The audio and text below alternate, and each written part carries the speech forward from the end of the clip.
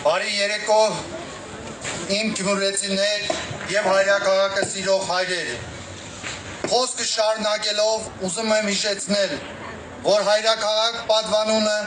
տրվել է Գյումրու քաղաքապետ Վարդան Ղուկասյանի կողմից, սակայն այս կարևոր պահը մենք դիմավորում ենք առանց քաղաքապետ Վարդան Ղուկասյանի և հոգևոր թեմի առաջնորդ Միքայել Արկեպիսովոս Աջափարյանի, թող վառվող լույսերը մեզ հիշեցնեն, որ Գյումրին իր սրտում մշտապես վառ է պահում հավատքը, սերը և հույսը արդար ապագայի հանդեպ։ Սիրելի համաքաղաքացիներ, այս երեկով մեր քաղաքը հավաքվել է մի գեղեցիկ և խորհրդանշանական պահի առիթով։ Ձմեռային այս լռության մեջ մենք միասին կանգնած ենք նոր տարվա շեմին, լի սպասելիքներով, հավատով և հույսով։ Մի քանի րոպեից կվառվեն ամանորյա տոնածառի լույսերը և մեր քաղաքը կլցվի տոնական շնչով։ Սակայն այս լույսերը պարզապես զարդարանք չեն, դրանք մեր միասնականության նշանն են,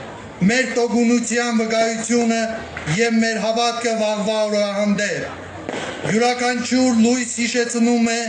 որ անգամ ամենամութ ժամանակներում մարդը կարող է լույս վառել իր հավատքով, իր գործով ու իր խոսքով։ Անցնող տարին մեզ սովորեցրեց գնահատել միմյանց, ուժ գտնել համերաշխության մեջ և առաջ շարժվել միասին։ Այսօր այս լույսերը վառելով մենք նորից հաստատում ենք մեր պատրաստակամությունը կառուցելու ավելի գեղեցիկ, ավելի ջերմ և ավելի բարեկեցիկ քաղաք։ Թող վառվող լույսերը լուսավորեն մեր սրտերը, թող յուրաքանչյուր ընտանիքում իշխի խաղաղությունը և համերաշխությունը։ Ցանկանում եմ շնորհակալություն հայտնել բոլոր գյումրեցիներին մեզ վստահելու և գնահատելու համար։ Շնորհակալություն եմ հայտնում բավական ու խմբակցություններին Իշա քաղաքի համատեղ աշխատանքների համար։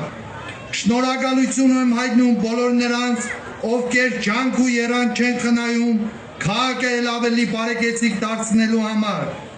Ինչպես նաև շնորհակալություն եմ հայտնում Տաշիր բարեգործական հիմնադրամին քաղաքի տոնական տեսքը էլ ավելի շքեղ դարձնելու համար։ Նշեմ, որ այստեղ են գտնվում Սամվել Կարապետյանի ընտանիքի անդամները, որոնք այս ուրախությունը կիսում են մեզ հետ միասին։ Շնորհակալություն ձեզ։ Շնորհավորում եմ գալիք ամանոր և սուրբ ծնունդը։ Թող Աստված պահապան լինի Հայաստանի Հանրապետությանը, Գյումրի քաղաքին և հայ ժողովրդին։